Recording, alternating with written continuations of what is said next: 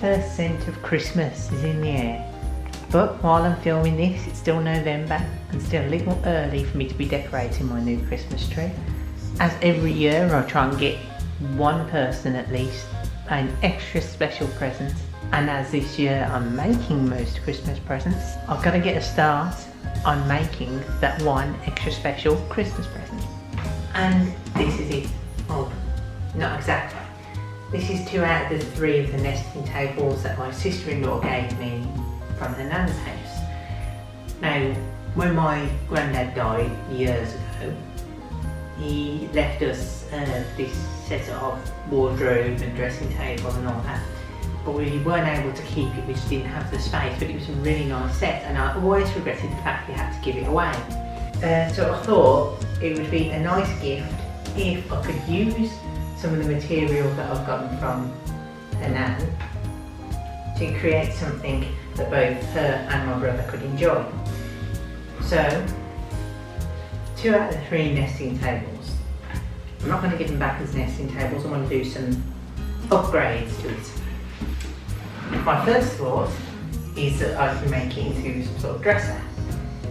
I can do that without taking it apart very much. What I have to do is attach one table on top of the other, and then we've got a 2-tier system where you've got storage space at the bottom and you've got a surface on the top on which something else can see, a mirror or something. But then I thought we could upgrade this further. So first off, I've brought myself this. It's a wireless charger. This could be installed into the tables. It's fairly thin profile. I think it's enough space within the tables themselves that I'll put it in the bottom one. I could chisel away a hole in the bottom without coming through. Then attach the cable and we'll have a spot in the middle of the table where you could put your phone and it would charge. Then we also have a multi-plug that I could attach somewhere, possibly behind, with extra outlets for USBs so that it can be used as a hub for different tech. But if I'm going to do that, let's take it a step further. See, I don't have it with me at the moment, but the thing that I'm going to put on top is going to be a mirror. Not just any mirror. A mirror that's made out of acrylic and mirrored film, which means that it's only a mirror if there's something dark behind. If something light is behind it, it becomes a window.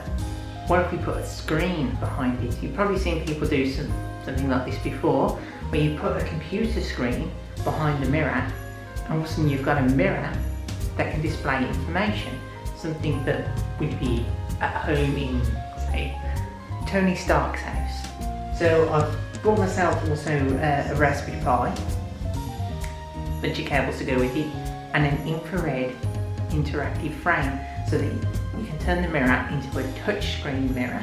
I've brought myself a refurbished monitor that will sit on top and have that tilted so that we have a mirror in front, build a frame around it, put all the electronics behind, and hopefully, if all goes to plan, we'll end up with a 2-tiered dresser that can charge your phone wirelessly, that has a multiple hub adaptability for if you want to plug in LED lights or something. Got USB and regular power outlets, and we'll have a computer built into the mirror so you can use it to put your makeup on in the morning and check the weather at the same time. First thing is going to be where we're going to put the wireless recharger. So let's get to it. When it comes to mounting the wireless recharger, this has to be inset into the wood. Well, it doesn't have to, but it's going to be much more efficient if I do, because they'll lose effectiveness over distance. That's why Nicolas Tesla was never able to get his wireless transmission to be very effective. So we're going to need to inset this, so I'm going to need to mark out where I'm going to chisel away, and I want it to be roughly in the centre so it's easy to find, and I can put something on the other side to mark out where it's going to be.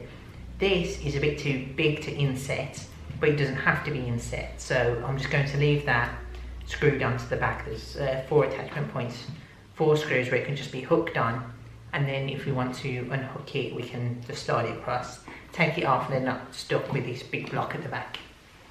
But we need to mark on where this is going to be. I've already plugged it in so we can see where the cable is going to come out, and we don't want to have this bent too close to the edge. We want it more gradual bend further back, just so there's less chance that we're going to cause a break in the wire. So we're going to have to cut around the actual charger itself and a little bit for the cable. So once I'm happy with the position, I'm just going to mark that on.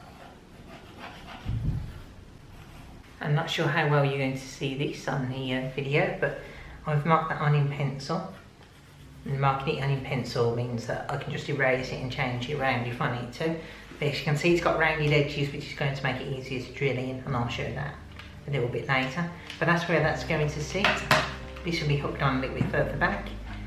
And now it's just a case of drilling that out. Right, so I need to try and find a way to cut away this wood without going through to the other side. And the easiest way I can think to do that is firstly measure the depth of the charger. Because the charger is thinner than the actual table, I know I can go through that much and be fine, but I'm going to take it a step down from that, just so I'm absolutely sure that we're not going to drill through to the other side. And then I'm going to use the old tried and trusted technique of putting some electrical tape around my drill bit to mark on how deep I need to go. Now I know I can drill that deep and be fine. And then the rest of it will just be chiseled out once I've drilled these into place.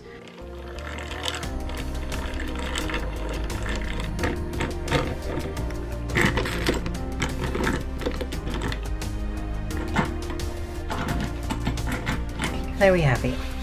So with these holes drilled in now, I know that so long as I don't go deeper than these holes as I chisel this out, that I'm not going to poke through to the other side.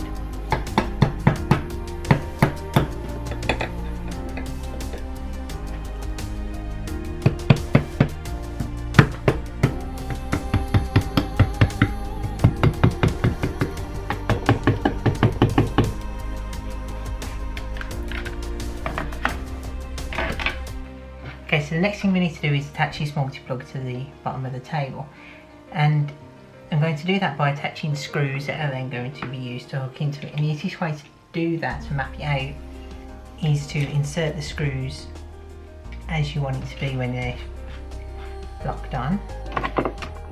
Right, so the screws have been inserted and I've just used some, it's a knead razor, but you could use anything, blue tack, plasticine, anything, just to hold the screws in place because they're free moving at the moment. And then we're just going to turn this around, position it over where we want it, and just use the screws to mark on where we want the screws.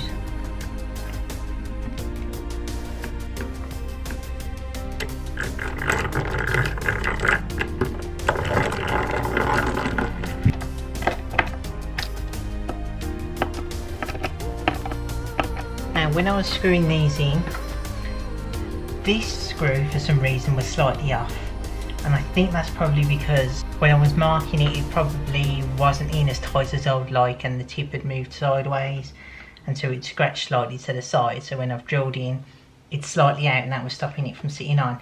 But that doesn't matter, as long as 3 of them are in a position where it can lock on, that'll provide a secure enough footing. It's not going to be able to twist, it'll be locked in 3 dimensions basically. Last but not least, we need to glue the wireless charger in place. Now this is electronic, so we don't want to put too much moisture in there, so just a small amount of wood glue. Wood glue is very strong, so it won't take much.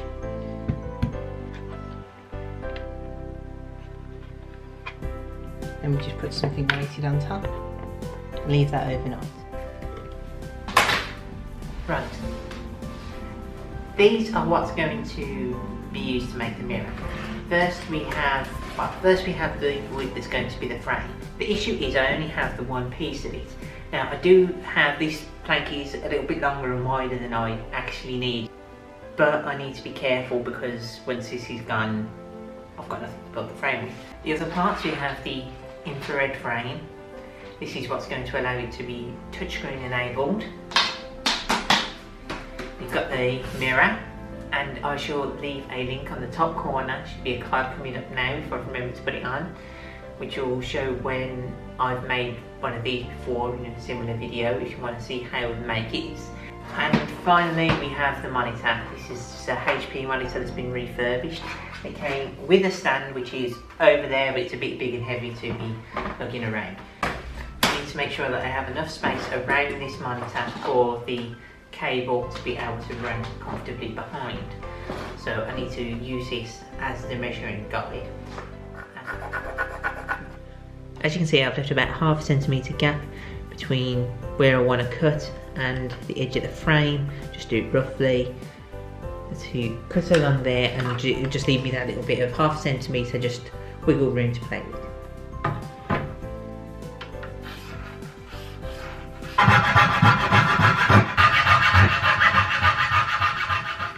And now to ensure that these planks of wood are the same length for both sides, I'm going to use the one as the guide for marking the other.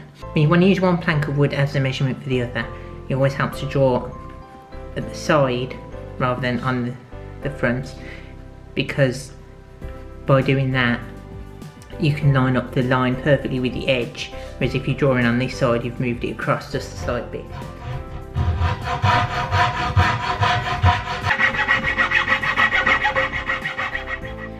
Okay, so I've made a bit of a boo-boo, and it's annoying because it's exactly the same mistake I'd made previously with the seam allowance. Is that I was so busy measuring the internals to make sure I'd save space for the wire, I'd forgot to take into account for the thickness of the wood, so the externals don't meet up. But I think there's enough of an overlap, so I'm going to be okay. So as you can see, I've not left myself much of an overlap on the corners. There is just about enough, I think, that I can get a nail in. The majority of it is going to be held in place by glue, wood glue, so it's not going to be that much of an issue as long as there's enough space for the glue to bite. And I think there's just enough space there for me to drive a nail through if I'm precise enough. And the nail's just there to hold it whilst the glue dries. So I should be able to get that into position, and I've got to figure out some way of making the corners look nicer. Okay, so obviously I don't want to be hammering in a nail right next to the cable and the monitor and the infrared frame. So I'm going to mark on where this comes to, so I know.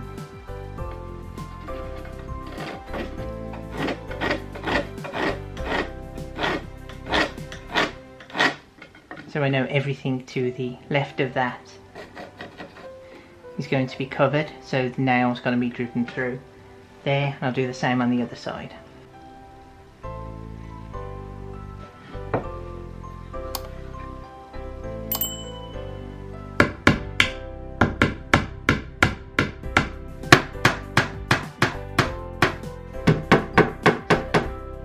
Okay, I didn't film too much of that because it's very noisy and I don't want to make too much noise too late. And filming always makes things take twice as long. So all I've done is I've put 2 nails in, and there's wood glue underneath that's holding it together. You can probably just see it coming out there. You can probably also see that this isn't very straight or very well made, but I'm going to try and do something to disguise it, so I haven't bothered doing too much to file it. But it's not that bad. I just got to find a way of covering it up. Okay, so I've oriented the monitor and the mirror and the frame as I want them, but there's one thing you should take note of. Ignore this gap down the side here, because this is a gap for wires to come through. And what you might notice is a gap here, and that's not because the mirror is the wrong size. It's that it can't sit on the frame, because otherwise you'd never actually be able to use it, because the infrared beam needs to move in front of the mirror. So something has to sit behind the mirror that's the same height as the frame. And coincidentally, almost as if I planned it, 2 of these bamboo strips are the same height as the frame, as any part of the frame, and the same thickness as the mirror. So I can place a series of these around just behind where I want this to sit, so that the mirror sits up and flush with the top of the frame, so that all you'll see is the frame, the mirror, and then the monitor will be hidden behind. With that pushed to where it is now, that's exactly where I want it. So now we're going to take this off, mark where that is, and then start gluing these around the inside at the line that I've marked.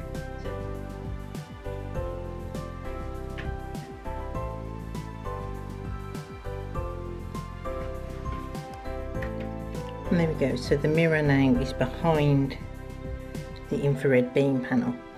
Now it's not 100% flush at the moment because I've not actually glued the mirror in place, because I'm going to need to take it all out again in order to insert the computer components behind. So I've just left it balanced for now, but you get the idea of how it's going to sit. So we've got the mirror in front, the gaps disappeared from the top. So this will be a mirror, and once the monitor turns on, you'll be able to see through it.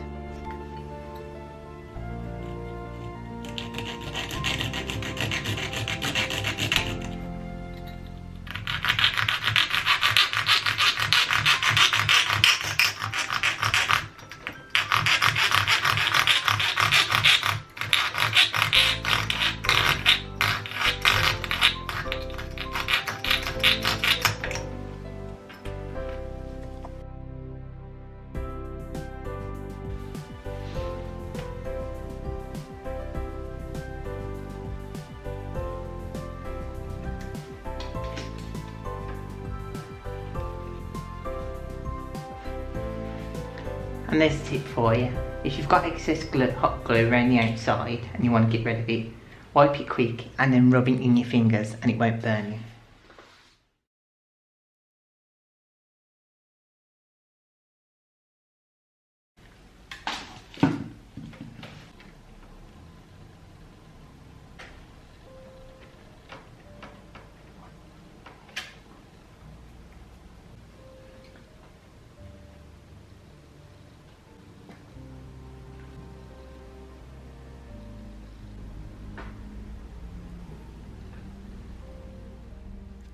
Now when it comes to this section, things can get a little bit complicated.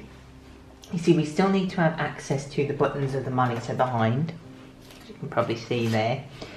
So we need something that's going to be able to be taken out. So to do that, I've taken what would have been 4 sticks and I've cut out a midsection of them. I'm then going to take small pieces of stick and just glue them in on the backs of 2 of these. One down here and one up the top there.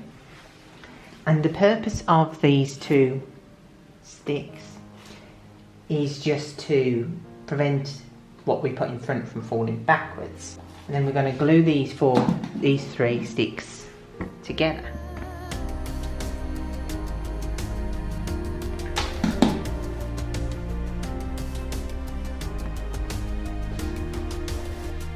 And then these will fit into that section there.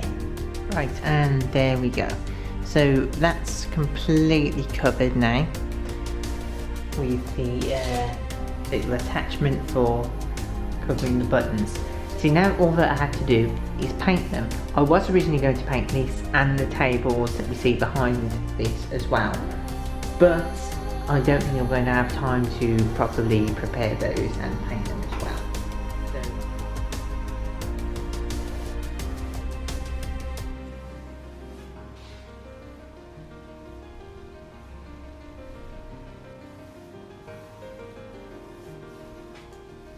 Don't forget to paint the cutout separately, otherwise it'll be stuck in the frame once the paint dries. While I'm waiting for that to dry, there's one last thing for me to do. I've got to attach this top table to the bottom table. Once I'm happy with the position and it looks alright, then I'm going to mark on where these legs stand.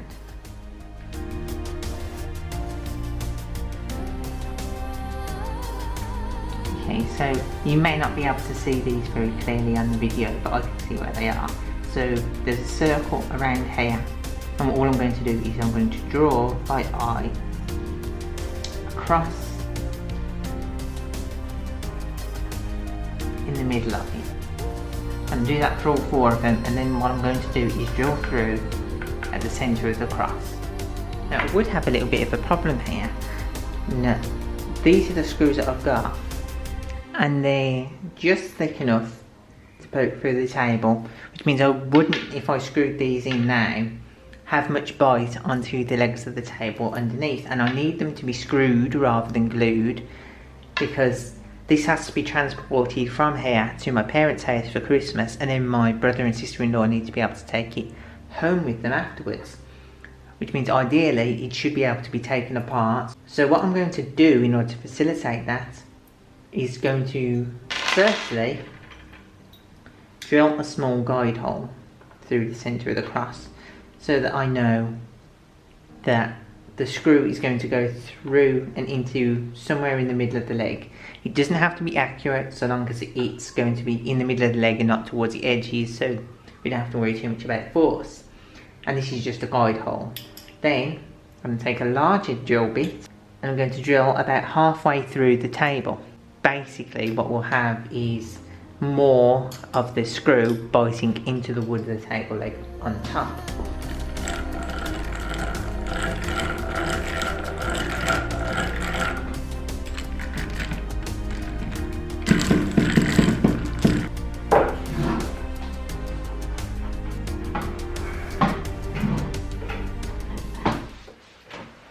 So ladies and gentlemen, and all variations thereupon, here is the finished hardware.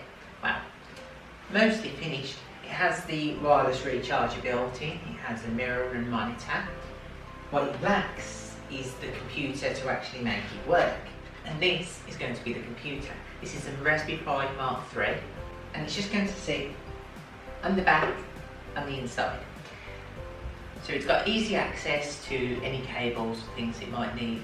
And as I'm sure my brother will want to upgrade and put new modules on, it needs to be easily accessible. But I'm not going to install it yet because the case for it hasn't come yet, and I have other projects that I need to get on with building because I've got to be ready for Christmas. And as these are things that I can't really upload as the person that it's for might actually see it because they subscribe to this channel, I can't not carry on with my other work. So the installation of this computer is going to have to wait.